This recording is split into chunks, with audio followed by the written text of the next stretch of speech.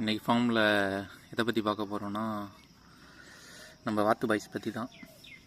இது வந்து மணிலாவாத்துமாங்க. ஒரு மேலில் 2 ஃபீமேல் இருக்குது நம்மக்கிட்ட. இது வரைக்கும் ஒரு பேட்ச் தான் முட்டை வச்சுது. அதுவும் அங்கேயும் இங்கேயும் விட்டு ஒரு 6 முட்டை தான் கிடச்சிது. அந்த 6 முட்டையும் அடையெல்லாம் வைக்கல, நம்மளே சாப்பிட்டாச்சு.